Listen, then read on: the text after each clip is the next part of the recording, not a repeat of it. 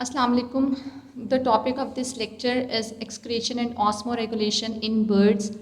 The name of this course is Animal Diversity 2. The course code of this course is 2113. Main teacher of this course is Sir Umar Rashid from University of Education Faisalabad campus, and I am co-teacher of this course Eram Bukhari, University of Education from Bank Road campus.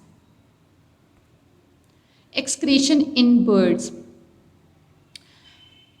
Birds and reptiles face essentially identical excretory and osmoregulatory demands. So, like reptiles, birds excrete uric acid, which is temporarily stored in the cloaca. Water is also reabsorbed in the cloaca. So, as with reptiles, the excretion of uric acid conserves water and promotes embryo development in terrestrial environment. So the excretion is the process by which metabolic waste is eliminated from an organism. Metabolic waste are the substances which are left over from metabolic processes and which cannot be used by organism and must be therefore be excreted. So in vertebrates, this is primarily carried out by the lungs, kidneys and the skin. The function of any excretory system is to rid the body of nitrogen containing waste from the breakdown of the proteins. So the process of excretion is very important in every vertebrate. The excretory system of birds consists of the two kidneys, each with a ureter that carries the urine produced by the kidneys to the cloaca where it leaves the body. Kidneys perform their function in birds are to maintain the electrolyte balance, to maintain the water balance, or to eliminate the metabolic waste. Electrolyte balance means that electrolytes are the minerals in the body that have an electric charge. So they are present in blood, urine, tissues and in other body fluids. So electrolytes are important for every individual. So balance is the amount of water in the body. So to maintain the water balance, to eliminate the metabolic waste, I already have told you that the metabolic waste are the substances that is left over from the metabolic processes and which cannot be used by the organism. So they must be excreted from the body. Nitrogenous waste are the waste that any metabolic waste product that contains nitrogen, urea and uric acid are the most important nitrogenous waste products in the animals. So the kidneys of the birds have two reddish brown kidneys are present. Each generally have three lobes and are found immediately behind the lungs on each side of the vertebral column and closely associated with it. Vertebral column, you all know that it is also known as the spinal column, and it is the central axis of the skeleton in all the vertebrates. So the vertebral column, you all know that it provides the attachment to muscles, it supports the body and it protects the spinal cord and the nerve roots. Ureter. A relatively straight narrow tube called ureter leaves the medial border of each kidney and opens into the cloaca, which is adjacent to the deferent duct of the male or the oviduct of the female. Medial border is actually the vertebral border, and it is the longest of three and extends from the medial to the inferior angle.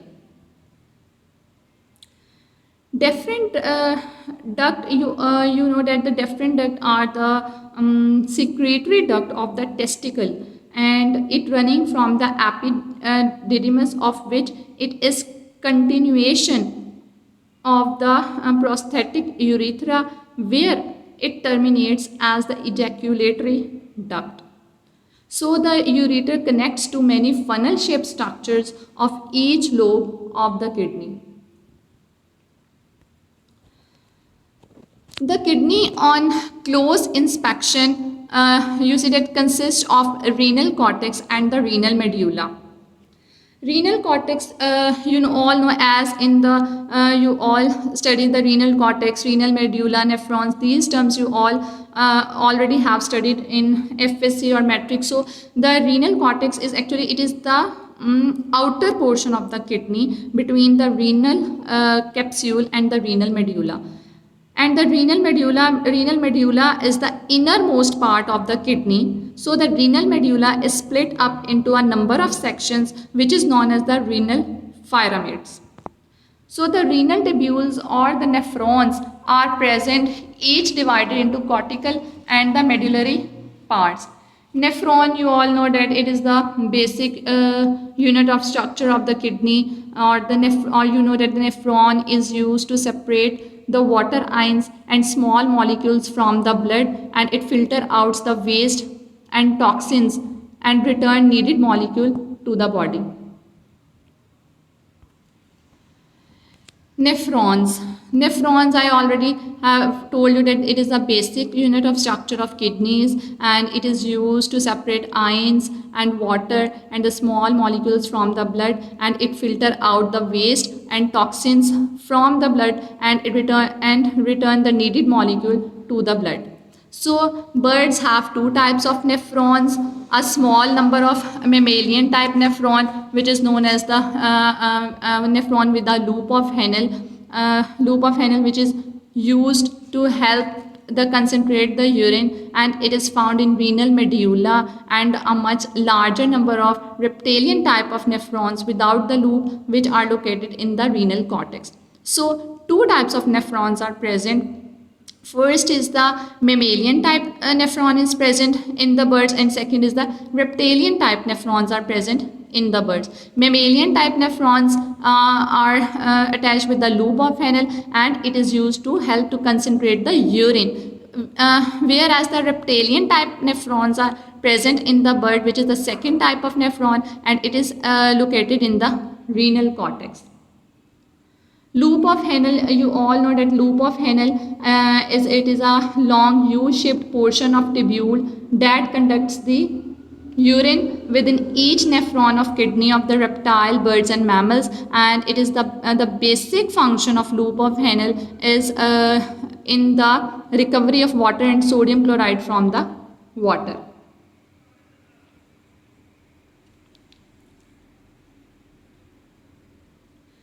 The renal tubules extract constituents of the urine from the blood that flow through the kidney. Now the composition of renal tubule. A renal tubule or nephron is composed of the following things. First is the renal corpuscle. Renal corpuscle is which consists of a closed network of blood capillaries almost enclosed in a capsule, which is called the Bowman's capsule. You all know that is called the Bowman's capsule. It is here that the necessary very close association with the blood occurs. Proximal convoluted means that it is the spiral-like tube-like structure. It is a segment leading from the Bowman's capsule. So the loop of the straight tubule called the loop of Henle, which is present only in the mammalian type of nephrons.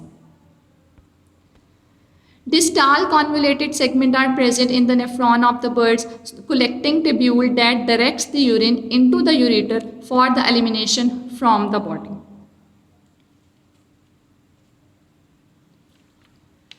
Urinary system of the male bird. This is the picture. In this slide you all see the picture of the urinary system of the male bird. You see that the adrenal glands, testes, node shown here, kidney is present, renal vein, aorta, ureter is present, deferent duct. Now the blue structure, you see that it is the Coprodium.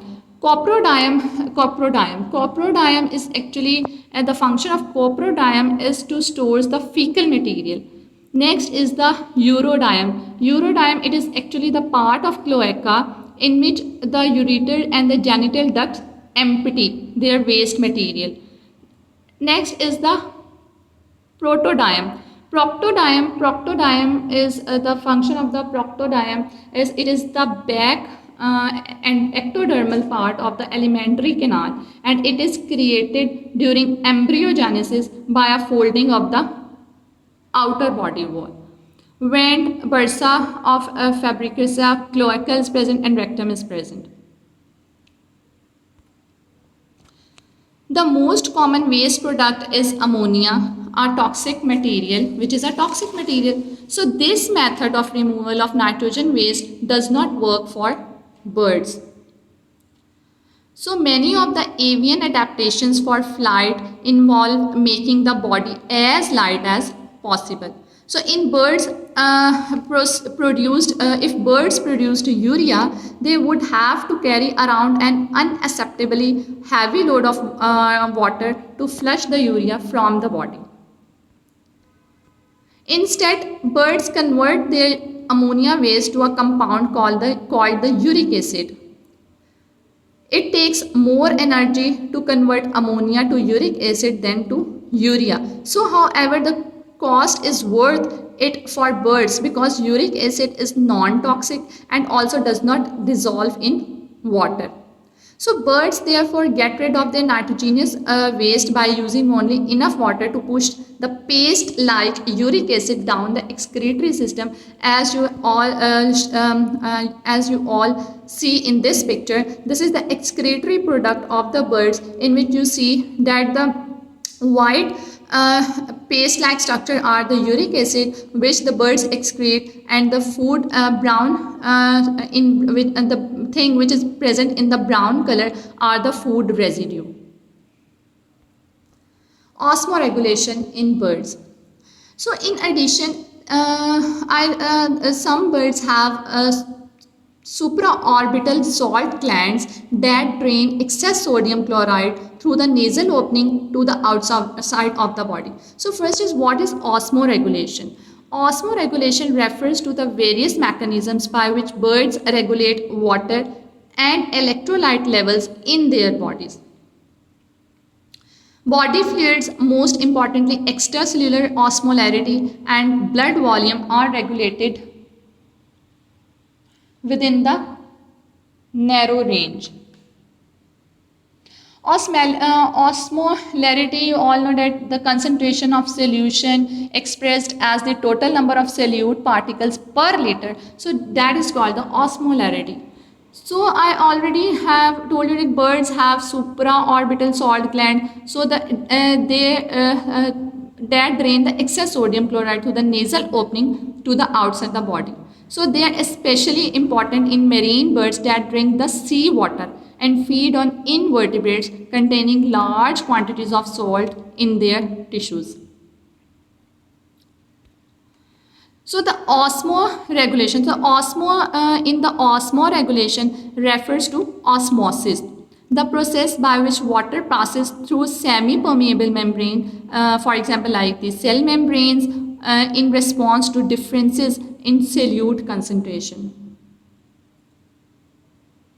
So the salt glands can secrete salt in a solution that is 2 or 3 times more concentrated than other body fluids. So salt glands therefore compensate for the kidneys' inability to concentrate salts in the urine in the birds. So living cells can only survive if the concentration of solutes or electrolytes remain very similar inside. Inside means in the intracellular fluid as well as to the outside, for example the extracellular fluid. Water balance requires the input matches the output. So the most birds can obtain water directly by drinking. Birds can also obtain water via the foods they ingest. Birds are unique among vertebrates in terms of osmoregulation because they do not possess a separate organ where urine can be stored until excreted. So, or where the post-renal modification of urine can be accomplished, that is, birds do not have a urinary bladder.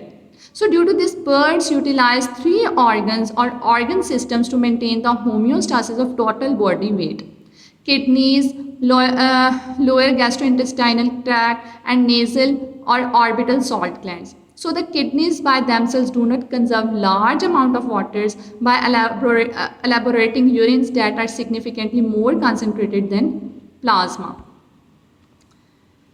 In the absence of the urinary bladder, the renal output enters the lower gastrointestinal tract where it can be significantly modified. Birds that consume prey that are high in salt content or that take in fluids high in salinity have functional salt glands that are capable of eliminating excess ions, usually sodium chloride, as in the process produce fresh water.